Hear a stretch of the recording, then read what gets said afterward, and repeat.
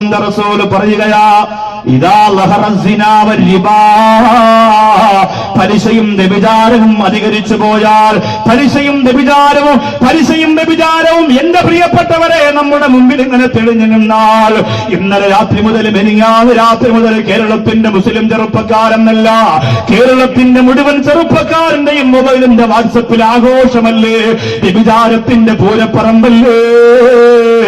കേരളത്തിന്റെ ഒരു പെൺകുട്ടിയുടെ ശരീരത്തിന്റെ വടിവും കാണാത്ത ഉപ്പാപ്പമാരെന്ന് കേരളത്തിലില്ല, ചെറുപ്പക്കാരെന്ന് കേരളത്തിലില്ല. നഴ്സറിയിൽ പോകുന്ന മക്കള് പോലും നാണത്തോടുകൂടി കൂടെ നടക്കുന്നവന്റെ മൊബൈലിൽ നോക്കിയിട്ട് തലകുനിക്കുമ്പോ, എന്റെ പ്രിയപ്പെട്ട മുസ്ലിം ചെറുപ്പക്കാരാ, ആദ്യം വാട്സപ്പ് കണ്ടുപിടിച്ചത് നിന്റെ കയ്യിലല്ലേ. മുസ്ലിം ചെറുപ്പക്കാർക്ക് തലച്ചോറും ബുദ്ധിയും കൂടുതലാണ്. അതുകൊണ്ട് തന്നെ സഹോദരാ, നിന്റെ മൊബൈലിന്റെ ഉള്ളറയിലേക്ക് വന്ന ആ പെൺകുട്ടിയുടെ ശരീരത്തിന്റെ വടിവുമുണ്ടല്ലോ, അത് ഏത് പെണ്ണാകട്ടെ, അവൾ എന്തിനു വേണ്ടി കേരളത്തിന്റെ സമുദായത്തിൽ ഇങ്ങനെ ശാപമായി പിറന്നു വീണുവോ, ആ ശാപം മുഴുവനും എന്റെ പ്രിയപ്പെട്ട ചെറുപ്പക്കാരാ, നിന്റെ കയ്യിരിക്കുന്ന മൊബൈലിന്റെ ആ ചിത്രം നീ ഒരു പ്രാവശ്യം നോക്കിയാൽ ആ ശാപം നിന്റെ തലയിലേക്ക് വന്ന് വീഴുന്നതാ. ആരംഭ റസൂൽ നൂറ്റാണ്ടുകൾക്ക് മുമ്പ് പറയുകയാ, അല്ലാഹുവിന്റെ റസൂൽ നൂറ്റാണ്ടുകൾക്ക് മുമ്പ് പറയുകയാ, പടച്ചവരെ, ഈ വ്യഭിചാരത്തെ കുറിച്ച് പറയുമ്പോ, ഈ കള്ളുകുടിയെ കുറിച്ച് പറയുമ്പോ, ഈ പലിശയെ കുറിച്ച് പറയുമ്പോ നിങ്ങൾക്ക് പേടിയുണ്ടല്ലോ. സൂക്ഷിക്കണം ചെറുപ്പക്കാരാ. നാളെ നിന്റെ പെങ്ങളുടെ ഫോട്ടോ ഇങ്ങനെ വന്നാലോ, നാളെ നിന്റെ സ്വന്തം ഭാര്യയുടെ ഫോട്ടോ ഇങ്ങനെ വന്നാലോ, നാളെ നിന്റെ ഉമ്മയുടെ ഫോട്ടോ ഇങ്ങനെ വന്നാലോ, നിനക്ക് ആത്മഹത്യ ചെയ്യേണ്ടി വരൂലേ. തൊലിക്കട്ടിയുള്ള ശരീരത്തിന്റെ തൊലിക്ക് കട്ടിയുള്ള കാമക്കൊതിരീരാത്ത പെൺകുട്ടികൾ കേരളത്തിന്റെ മണ്ണിൽ എന്ത് തോന്നിവാസവും ചെയ്യുമ്പോ അത് കണ്ട് കൈകൊട്ടിച്ചിരിച്ച് ആസ്വദിക്കുന്ന ചെറുപ്പക്കാരെന്ന് ഗൗരവത്തോടെ ചിന്തിക്കുക. നിന്റെ പെങ്ങൾക്കും നീ മൊബൈൽ വാങ്ങിക്കൊടുത്തിട്ടില്ലേ? നിന്റെ ഭാര്യയും വാട്സപ്പ് ഉപയോഗിക്കുന്നവളല്ലേ? നിന്റെ ഉമ്മായും മൊബൈൽ നെറ്റിലൂടെ യൂസ് ചെയ്യുന്നവളല്ലേ? അല്ലാഹുവേ പടച്ചവരെ, ലോകാവസാനമായി പോയല്ലോ. എന്താണ് നടന്നുകൊണ്ടിരിക്കുന്നതല്ലോ?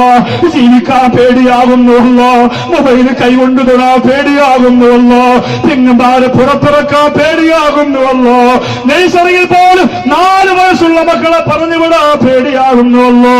അല്ലാഹുവിന്റെ റസൂൽ പറയുന്നു, ഇദാ ലഹറ സിനാ, വ്യഭിചാരം വ്യക്തമായാൽ, വരിബാ, പലിശയും വ്യക്തമായാൽ, വഖദ് അഹല്ലൂ ബിഅൻഫുസിഹിം അദാബുല്ലാഹ്, അല്ലാഹുവിന്റെ റസൂൽ പറയുകയാ, വഖദ് അഹല്ലൂ ബിഅൻഫുസിഹിം അദാബുല്ലാഹ്, അല്ലാഹുവിന്റെ അദാബിനെ അവർ ഹലാലാക്കിയിരിക്കുകയാ. നീ എന്ത് തന്നാലും ഞങ്ങൾക്ക് സന്തോഷമാണെന്ന് അല്ലാഹുവിനോട് വെല്ലുവിളിച്ചുകൊണ്ട് അവർ പറഞ്ഞിരിക്കുകയാ. പലിശ വാങ്ങുന്നവര്, വ്യഭിചരിക്കുന്നവര്, നിങ്ങൾ ഒരു പ്രാവശ്യം ഓരോ ദിവസവും ആയിരക്കണക്കിന് പ്രാവശ്യം അല്ലാഹുവിനോട് പറയുന്നതെന്തെന്നറിയോ? നീ എന്ത് തന്നാലും നിങ്ങൾക്ക് സന്തോഷമാണല്ലോ. നീ നരകം തന്നോ, നീ ഞങ്ങളെ അടിച്ചോ, നീ ഞങ്ങളെ ഇടിച്ചോ, നീ ഞങ്ങളെ ഉപദ്രവിച്ചോ എന്ന് പറഞ്ഞുകൊണ്ട് ഓരോ ദിവസവും അല്ലാഹുവിനോട് അദാബ് ചോദിച്ചു വാങ്ങുന്നവനാണ് പലിശക്കാരൻ, വ്യഭിചാരിയുമെന്ന് ആരംഭ റസൂൽ പറയുമ്പോ, എന്റെ മുമ്പിലിരിക്കുന്നവര്, അല്ലാഹുവല്ലേ കടം തരുന്നത്. അല്ലാഹു ഉദ്ദേശിക്കാതെ ഒരു വീട് നമുക്ക് വെക്കാൻ പറ്റൂല, അല്ലാഹു ഉദ്ദേശിക്കാതെ മോളെ കെട്ടിക്കാൻ പറ്റൂല, അല്ലാഹു ഉദ്ദേശിക്കാതെ സന്തോഷത്തോടെ കടം തീർത്ത് ജീവിക്കാൻ പറ്റൂല. പിന്നെ അതിനേക്കാൾ മറികടന്ന് എന്തിനാ പലിശക്കാരന്റെ വീട്ടുവളപ്പിൽ പോയി കാത്തിരിക്കുന്നത് മുസ്ലിമേ? ഇന്നത്തെ രാത്രി ഈ സരസിൽ വന്നിരിക്കുന്ന പ്രിയപ്പെട്ടവര്, ഇന്നത്തെ രാത്രി നിങ്ങൾക്ക് അവസാനിപ്പിക്കാം.